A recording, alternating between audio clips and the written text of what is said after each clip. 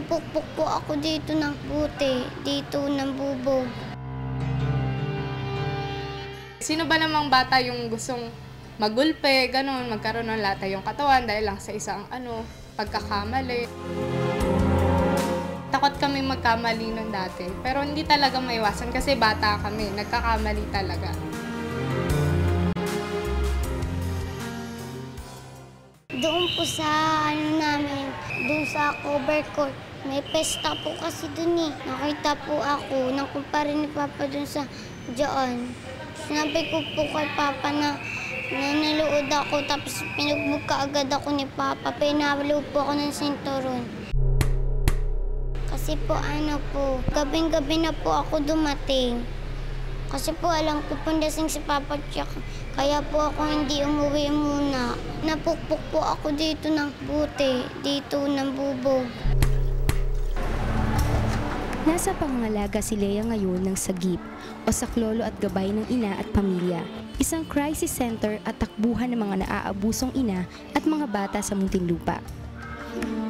2 linggo pa lamang si Lea dito. Madalas raw paluin at pagalitan itong si Lea ng kanyang ama hanggang sa umabot na sa ganitong pisikal na pang-aabuso. Naikulong ang tatay ni Lea ng ilang linggo. Ngunit nakalaya rin matapos makapagpiyansa. Si Lea, sa kabila ng dinanas sa ama, ay isang batang madaling magpatawad. Nakita ko na kasi Papa ko kasi hindi na siya nakakulong. Pinalabas na siya ng mga pulis. Pero babalik pa siya doon pag gusto ko pakulong si Papa. Pero ayaw ko na. Kasi po naawa na ako kay Papa at sa mga kapatid ko tapos doon kay Mami. Isa sa pinakalaganap at pinakakaraniwang uri ng child abuse o pang-aabuso sa bata ay ang corporal punishment. Ang pagpaparusa o corporal punishment ay ang paggamit ng puwersang pisikal na may layunin o intensyon na sakta ng isang bata, gaano man ito kagaan. Kasama rito ang di pisikal na forma tulad ng pagmumura, pagmamaliit at pagpapahiya. Sa oras na tumaas o lumala ang pagpaparusa at nagdudulot na ito ng pinsalang pisikal o injury sa bata, masasabi na nating physical abuse ito.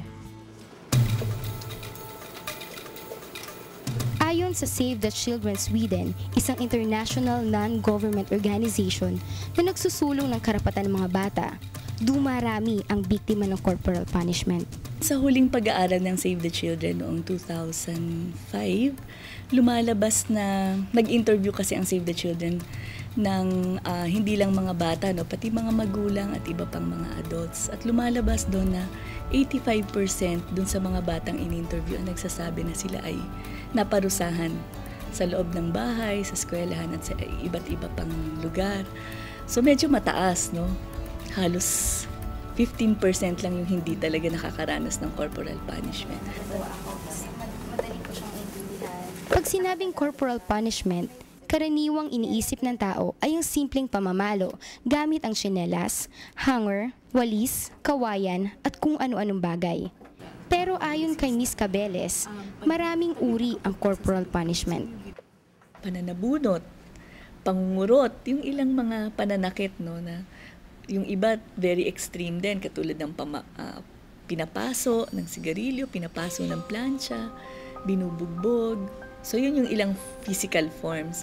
Pero meron ding emotional and humiliating forms of punishment. Halimbawa yung minumura, yung minamaliit, yung sinasabihan ng bobo, tanga, yung pinapahiya sa harap ng mga kaibigan. Yung iba kasi, ang alam ko, pinaghuhubad at hinahayaang naka-display sa labas. Sa mga schools, maraming silang kinikwento, yung kinakalbo, yung kinakaladkad sa kalye, yung sinisigawan, yung hindi magandang pagtrato, yung parang pagtrato na walang pagrespeto. Malalim ang epekto ng corporal punishment sa bata. Nararamdaman nila na hindi sila mahal, nawawala ng tiwala at kumpiyansa sa sarili. Nasisira ang emosyonal at pisikal na pag-unlad ng bata. At dala-dala nito ang ganitong gawi sa kanilang pagtanda. Ganito ang naramdaman ni Glessy noong 10 taong gulang siya at nakakaranas ng pagpaparusa mula sa kanyang ina. Nagagalit po ako, nagkikimkim po ako na sama ng loob kasi pwede namang daanin. Kasi ngayon ko nga lang po naisip na itong mga pagsali ko lang po sa CYO, pwede naman pong daanin sa pakikipag-usap na lang. Kasi si mama kasi dati, pag dinidisiplina niya kami, yung tipong pinapalo po talaga kami. Talagang sa bahay lang sila umiiyak. Pero syempre alam ko masama yung loob nila sa akin. Hindi ako sumusuyo. Ganun ako dati. Wala akong suyo-suyo. Pag sila na lang yung lumalapit sa akin. Kahit na madaling makita ang epekto ng corporal punishment sa bata, patuloy pa rin itong nangyayari sa mga eskwelahan at tahanan. Kasi ang kultura natin, pag ang isang nanay ay hindi na mamalo o nananakit ng anak, parang hindi ka good disciplinarian mother, di ba? So parang normal sa mga nanay yung pamamalo kapag sinasabi nilang matigas ang ulo yung anak, makulit, hindi masuhito. So parang ang katapat nun pamamalo, yun yung ng isang mabuting ina. Ito ay widely accepted sa atin, no? Traditionally, culturally, tanggap talaga yung pagpaparusa, yung pamamalo, pananakit sa mga bata. Tanggap ito as a form of discipline.